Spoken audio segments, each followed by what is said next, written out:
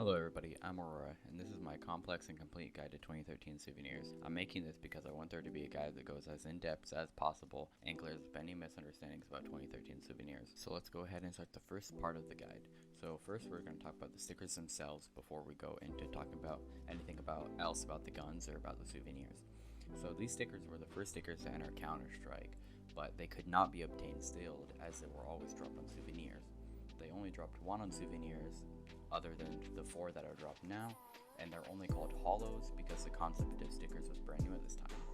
They also were dropped 20-30% scraped, which was just an odd fact about them, but this does not affect their personal appearance. For the stickers themselves, there are 12 stickers, 6 classic and 6 foil. The 6 stickers are Hitman, Polar Bear, Shooter Close, Shooter, Mountain, and Blue Snowflake. Obviously, they can be obtained in their counterpart form as well. Now we can go ahead and talk about the rarity of these stickers. These stickers are listed in rarity from 1 to 12, number 1 being Hitman foil, number 2 being Polar Bear's foil, number 3 being Shooter Close foil, number 4 being Shooter foil, number 5 being Mountain foil, number 6 being Blue Snowflake foil, number 7 being Hitman normal, number 8 being Polar Bear's normal, number 9 being Shooter normal, number 10 being Shooter Close normal, number 11 being Mountain normal, and number 12 being Blue Snowflake normal. And I found that the Hitman foil is the most liked souvenir sticker out of all the 12 in this collection, and I found that the Mountain and the Blue Snowflake are basically tied for the least liked. Now, I got these numbers by all the souvenirs on market and all the souvenirs in players' inventories, on backband accounts included, and this is the order of how rare I could find them. Now, before we move on to the guns completely, I want to talk about the Blue Snowflake and the Blue Snowflake foil. Now, the Blue Snowflake, it has a different layout than the Blue Snowflake foil. I found this is awfully odd for a sticker to be called the same name and to be dropped on a souvenir but to have a different layout. You don't see this with any of the other stickers in the collection, and you don't see this afterwards, so I don't know why they would add this, but I guess we kind of get a unique 7th sticker in a sense, since they are technically different stickers.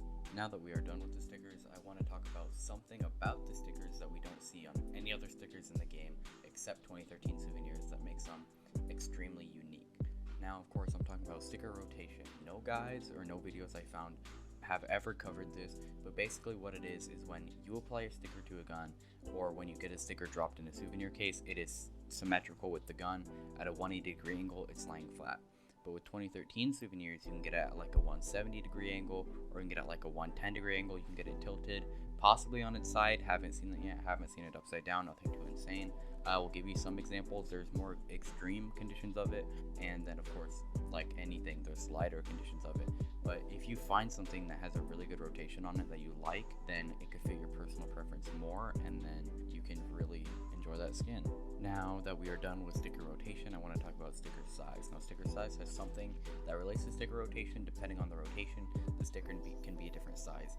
Now, we see this with the P250, like having it on the back and having it on the handle. They're going to be different sizes, but that's not what I'm talking about. I'm talking about if the sticker's on the same position, same sticker on the same gun, it can be bigger or smaller, which we don't see on any other things, and I will give you some examples.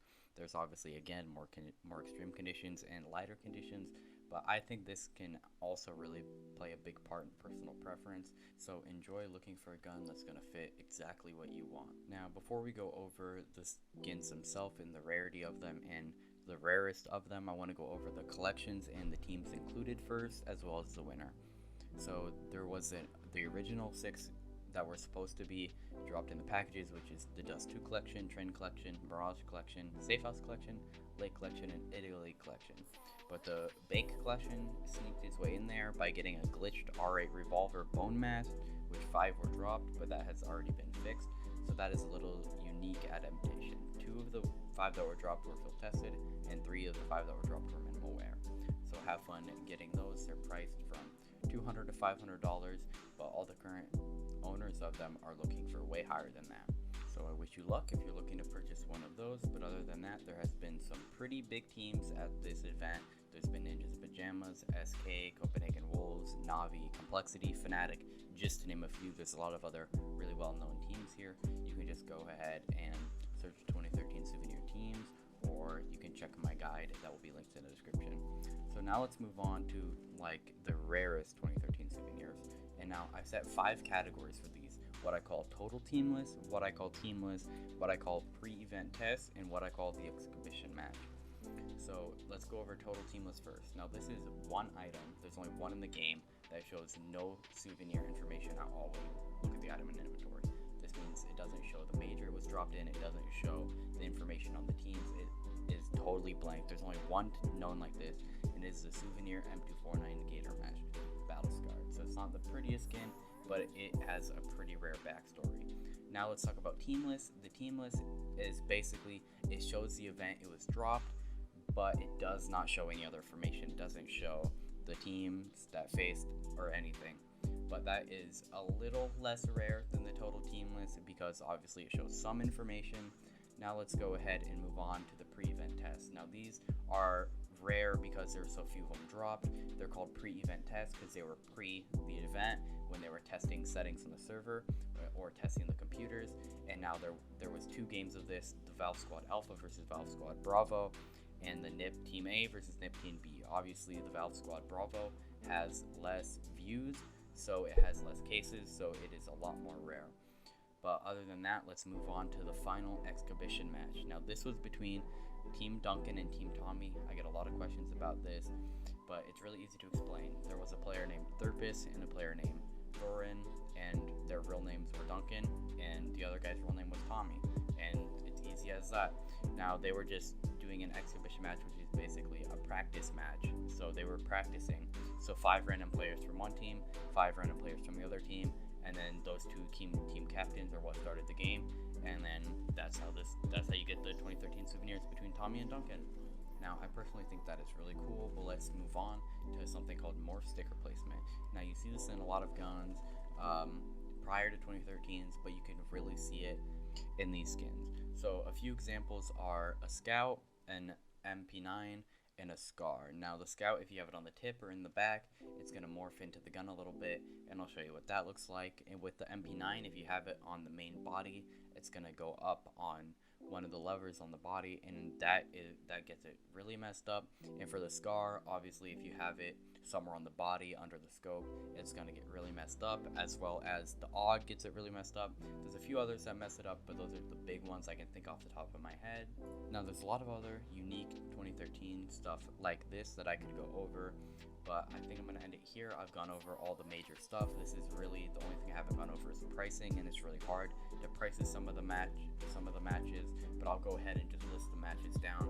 So there's 8 matches, grand final being the most common, semi-final being the second most common, quarter-final being the third most common, group stage being the 4th most common, the exhibition match being the 5th most common, the teamless matches being the 6th most common, the pre-event matches being the 7th, and the 8th most common was it's really unknown because it was just the total teamless that I talked about before. So I hope you enjoyed this part of the video. Now I'm going to go ahead and show you guys how to search for 2013 souvenirs if you want to find any unique ones that you think will fit your liking. Okay, now I'm going to show you how you can look for any 2013s you want. So you want to go ahead from your profile, go community, hit market, should bring you to this page. You want to scroll down until you see this list, and you want to hit Counter-Strike.